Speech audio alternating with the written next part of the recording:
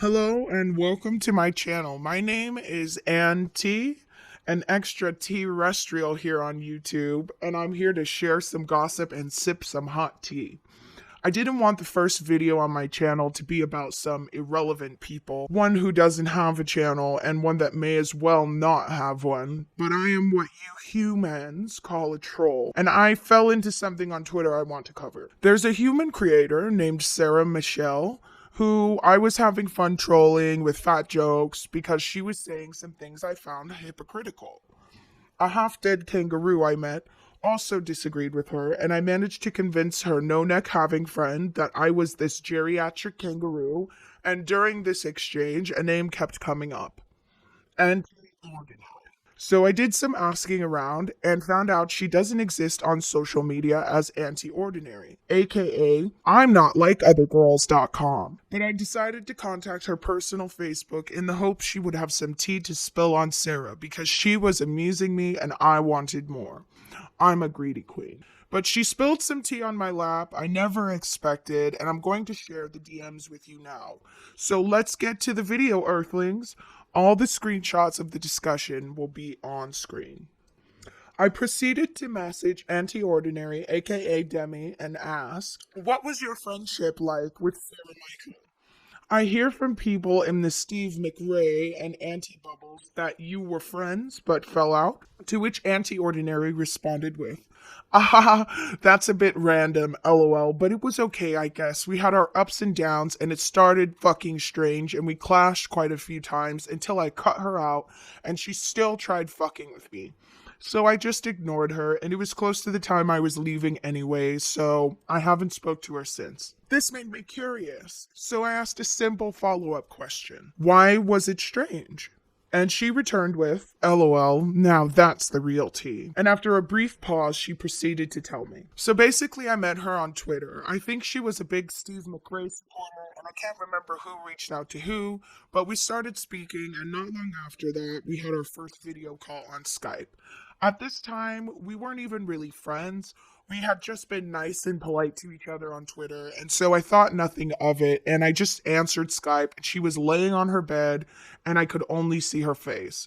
I think there was a blanket or something, and we were talking about who we were attracted to, like guys, and it was just a casual conversation. And as she's asking me, she pulled her blanket down and her boobs were just there on camera. And I was shocked because, like, I'm a sexually liberated person. So I didn't know how to feel because I didn't want to shame her or make her feel bad, even though I shouldn't have cared. LOL. So I just quickly said, I'm attracted to men. And she said she was too, but she's attracted to trans women too. And I said, nope, just men. And during that brief uncomfortable time, she was rubbing her boobs and stuff. And straight after I said, just men, I said, can we please not? I don't want to see your boobs. You're lovely, but that's not my thing. And to be fair, she was respectful about it and stopped straight away. And we just continued our awkward, casual discussion. And I became friends with her. It was inappropriate, but I forgave her internally at the time, thinking there's probably some miscommunication, and she was respectful when I told her I was uncomfortable, and so I still don't hold it against her. It was just crazy. I was shocked because I was just looking for some gossip, and Anti Ordinary reveals this. So I continue by saying, that is crazy. Can I share this in my video? So if you became friends afterwards, why did you stop your friendship? Do you have any issues with that incident now? To which Anti Ordinary follows up with, nah, it's okay. It didn't really bother me much at the time, just a little bit because it was fucking weird, considering it was the first time I had talked to her and I, as far as I can tell, never gave any of those signals. So it shook me a little bit, but like I said, I forgave her and dropped it. And I probably wouldn't say anything anyway because it doesn't bother me, but she was such a cunt at the end of our friendship that I don't give a fuck anymore. Sip the tea, honey. I don't hold anything against her and it don't bother me past being weird and sexually inappropriate. But I also think it was just a dumb mistake and it was nothing too bad. And we stopped being friends because a lot of things, like I said, we would always clash. And I got frustrated with it after a while. And I made a video about some internet trolls that Unirock said some incorrect stuff about, and straight after arguing with me how she hates drama, she was in his comment section backing him up against my video, and I thought that was shitty as a friend. And I told that to her. She was just such a bitch about it to me, so I ended her friendship, but she wouldn't leave me alone. I had to tell her like 12 times to please stop messaging me before I blocked her.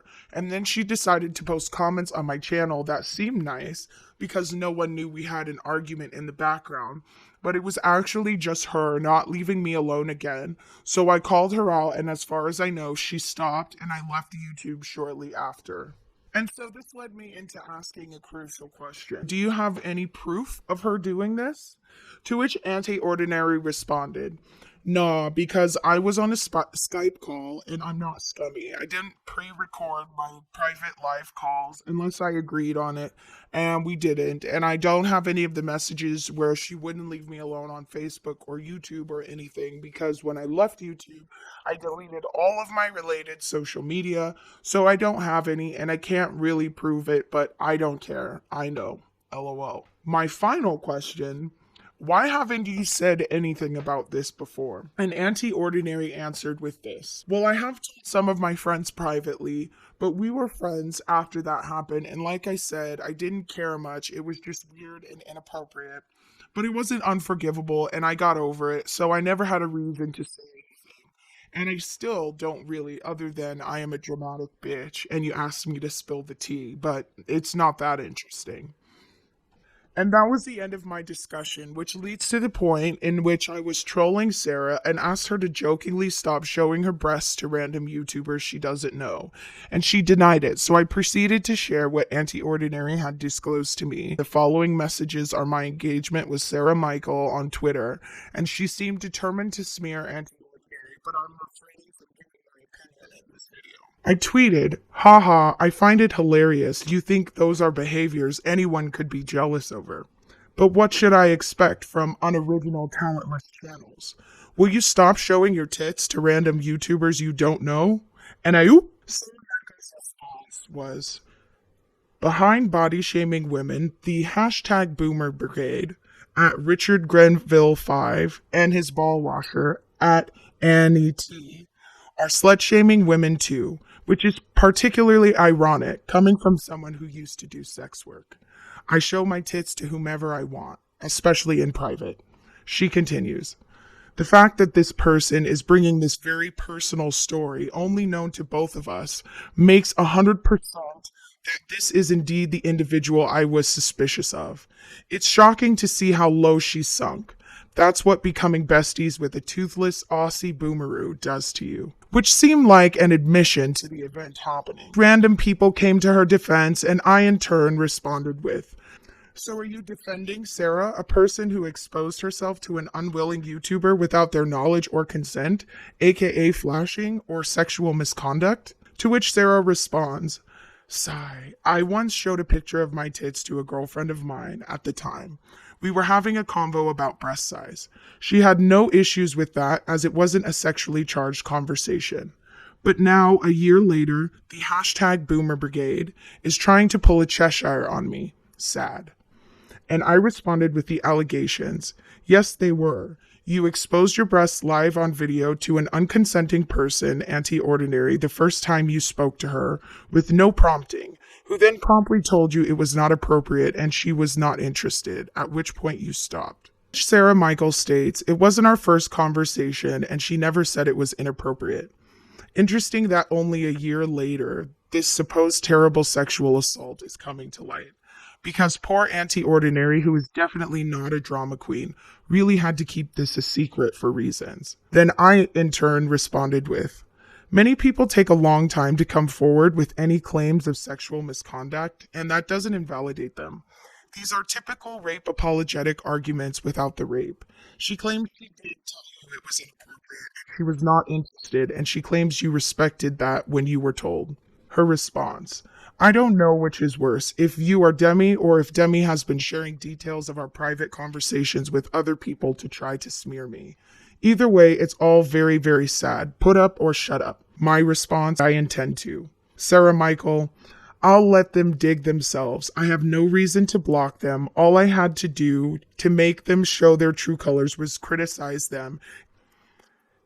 If Demi accuses me of anything, I will seek legal counsel. Defamation is not acceptable. To which I respond, I find it slightly shocking that not only has at biological queen Sarah Michael tried to made sexual misconduct accusations against her, as well as other outbursts, but also threatened to silence her, making said accusation with a lawsuit. Sarah's retort was, there is no sexual misconduct. It was between two women friends with each other at the time talking about tits. One of them is mentally and severely butthurt and is trying to smear the other. I'll flag any video with false accusations and will pursue a lawsuit if appropriate. And continues with, and mysteriously, the drama queen who had a video of herself naked on YouTube and sells nudes for a living was too shy to bring this up a year ago. Her jealousy is insane and very sad. Adding, remember that Demi had a video where she shared all the sexting and unsolicited pics that chasers send with her? Strangely, my supposedly terrible message wasn't shared in that video. In fact, we candidly talked about it in DMs. I'm backing up all our DMs right now. She claims to have all the evidence and DMs of the alleged event, which will demonstrate it to be false, but refuses to provide that evidence, so we cannot know. And then she proceeded with an outright smearing and apologetics. Sarah said, oh, remember when Demi published a video of her lying on her bed with a naked top? Interesting that apparently now I am a horrible predator for literally doing the same in a private call with her when we were friends. Jelly, desperate people looking for attention are sad. Which sounds like another admission, but I will withhold my judgments. The links to all of the mentioned threads will be in the description for you to read yourself, but she simply attacked Auntie Ordinary's physical appearance and character consistently until blocking my Twitter account at Annie T. With things like, I blocked her and reported her. If this pathetic excuse for a malnourished worm decides to make a video lying about me, I will report the video, respond accordingly, release all our DMs, and seek legal remedy if appropriate. But continued to discuss the topic behind the block. And you can see the full engagement on Twitter. Thank you for watching. All of the links to my social media are below. Don't forget to follow and subscribe and let me know in the comments down below what you think. Do you think Auntie Ordinary is telling the truth or fabricating events? Are you somewhere in the middle? What do you think of Sarah Michael's responses? Anyway, thank you again for watching. Stay safe, Earthlings.